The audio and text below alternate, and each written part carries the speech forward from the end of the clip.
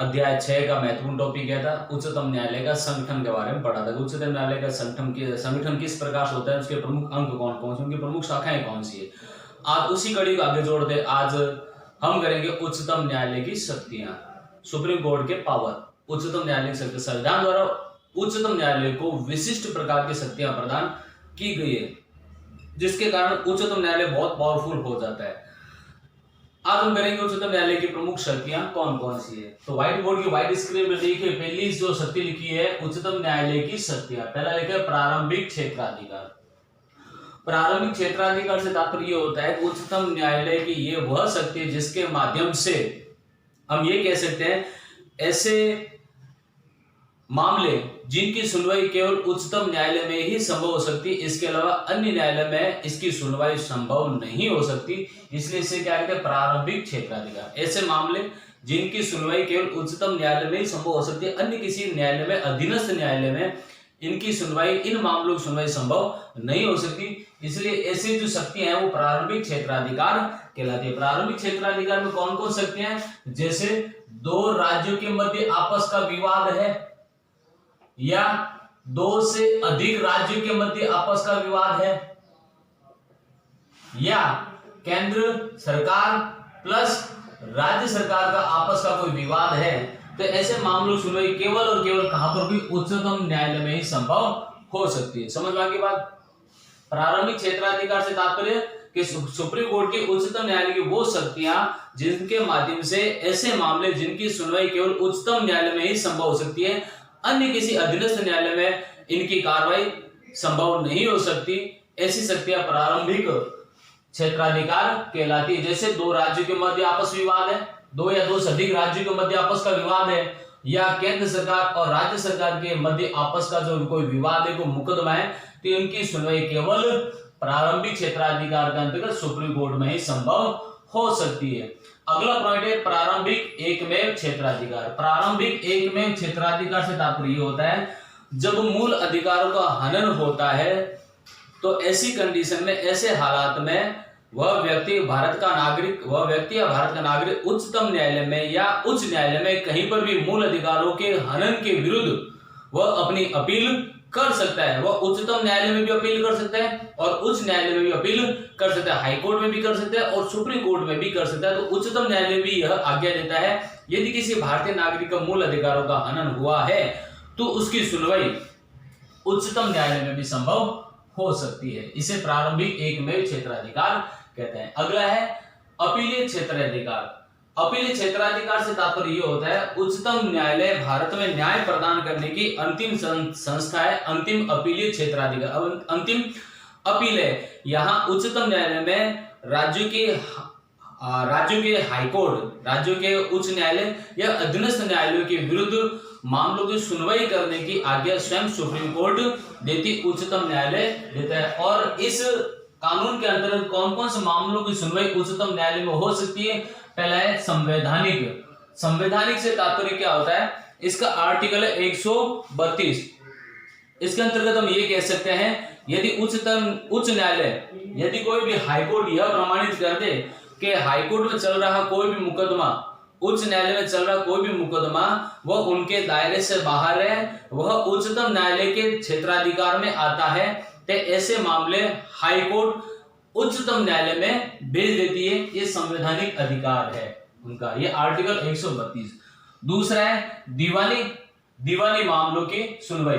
दीवानी मामलों की जो अपीलीय क्षेत्राधिकार है उसके अंतर्गत क्या है कि यदि किसी भी मुकदमे की जो तय राशि वो 20,000 रुपए से ज्यादा है तभी उसकी सुनवाई उच्चतम न्यायालय में संभव हो सकती थी, किंतु वर्तमान में 1973 में 20वां संविधान संशोधन और अनुच्छेद 133 के माध्यम से यह व्यवस्था बंद कर दी गई। अर्थात अब 20,000 रुपए की जो बाउंडेशन है कि 20,000 रुपए से अधिक का कोई यदि कोई मामला है, दीवानी मामला है, उसकी सुनवाई ही उच्चतम न्यायालय में होगी, ऐसा अब नहीं है। अब 1973 का 20 संविधान संशोधन अनुच्छेद 133 के माध्यम से अब चाहे कोई भी राशि का दीवानी प्रकार का मामला उसकी सुनवाई उच्चतम न्यायालय संभव हो सकती है।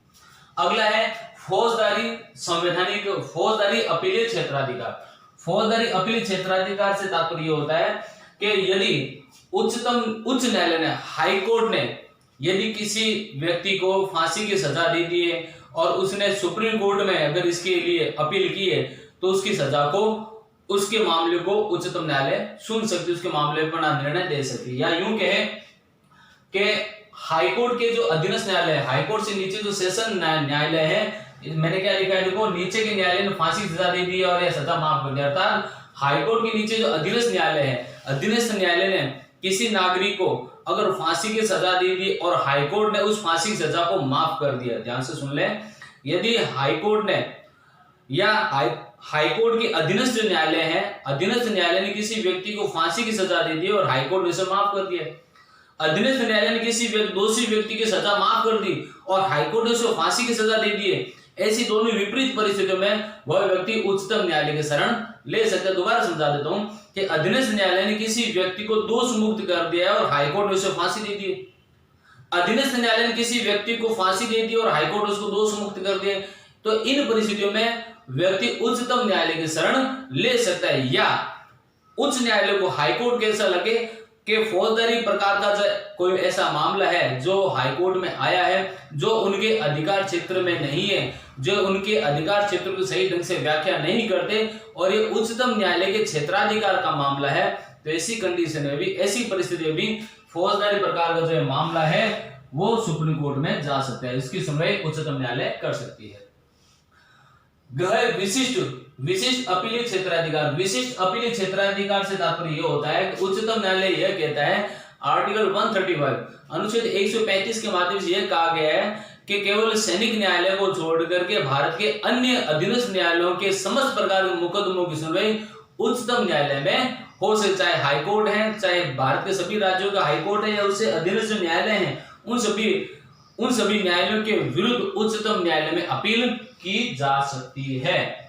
ओके, अगला है चौथा, अपील के लिए विशेष आज्ञा देने का अधिकार। इसमें चौथा जो पॉइंट है, अपील के लिए विशेष आज्ञा देने का अधिकार, सुप्रीम कोर्ट उच्चतम न्यायालय यह आज्ञा देता है कि केवल सैनिक न्यायालय को छोड़ करके किसी भी अधीनस्थ न्यायालय के खिलाफ उच्चतम न्यायालय में अपील की जा सकती है।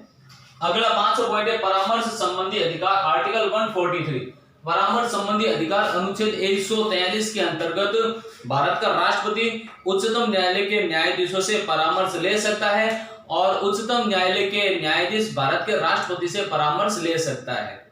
दोबारा सुन ले, भारत का राष्ट्रपति उच्चतम न्यायालय के न्यायाधीश से विधि से संबंधित या किसी विधेयक के संबंध में वह उच्चतम न्यायालय के न्यायाधीश से परामर्श ले सकता है और उच्चतम न्यायालय का न्यायाधीश राष्ट्रपति से भी परामर्श ले सकता है। लेकिन विशेष बात यह है आर्टिकल 143 में कि न्यायाधीश परामर्श लेने के लिए बाध्य भी नहीं है और परामर्श जो दी गई उसे मानने के लिए भी बाध्य नहीं है।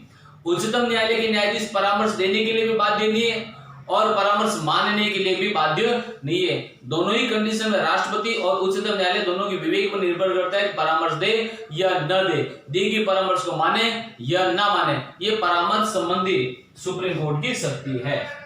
ये 5 पॉइंट मैंने अभी करे, आप इसे फटाफट स्क्रीनशॉट ले सकते हैं, फिर आगे चलते हैं स्टूडेंट्स। अब हम छठा पॉइंट कर रहे हैं अभिलेख न्यायालय। अभिलेख न्यायालय में अनुच्छेद 129 ये कहता है कि उच्चतम न्यायालय द्वारा दिया गया कोई भी निर्णय, कोई भी फैसला बस भारत के संपूर्ण न्यायालयों में अभिलेख के रूप में कार्य करेगा।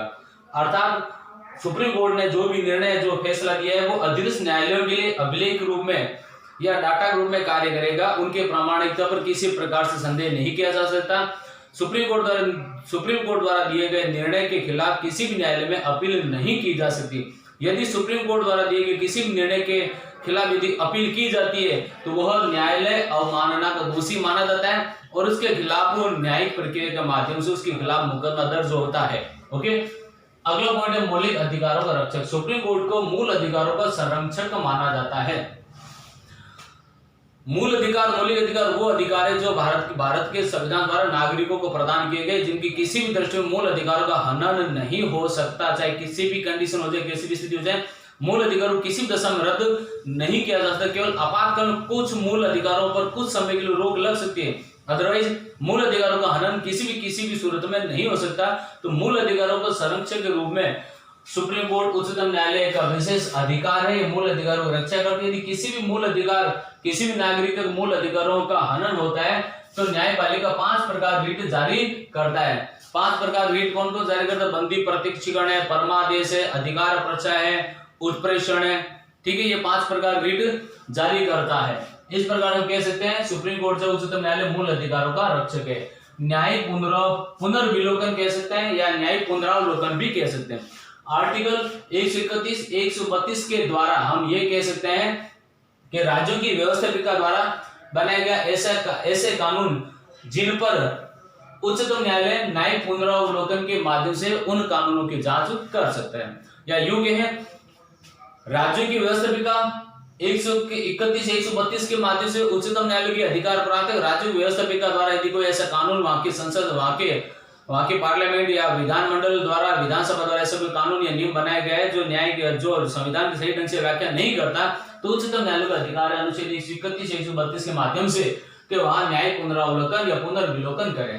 यही बात केंद्र सरकार पर निर्भर करती है। यदि केंद्र की व्यवस्थापिका लोकसभा और राज्यसभा ऐसा कोई कानून या विधेयक पारित हुआ है, यदि किसी दल को बहुमत प्राप्त है और बहुमत के आधार पर उन्होंने लोकसभा से, राज्यसभा से कोई विधेयक पारित करवाया और जो कानून बना है जो संविधान के सही ढंग से व्याख्या नहीं करता, तो व्यवस्थापिका द्वारा पारित किए गए ऐसा कानून को उच्चतम न्यायालय अवैध घोषित कर सकता है। इसे न्यायिक पुनरावलोकन, न्यायिक पुनर्विलोकन कहते हैं। स्टूडेंट्स, आज हमने सुप्रीम कोर्ट की शक्तियां की है, उच्चतम न्यायालय की पावर्स के शक्तियां की है।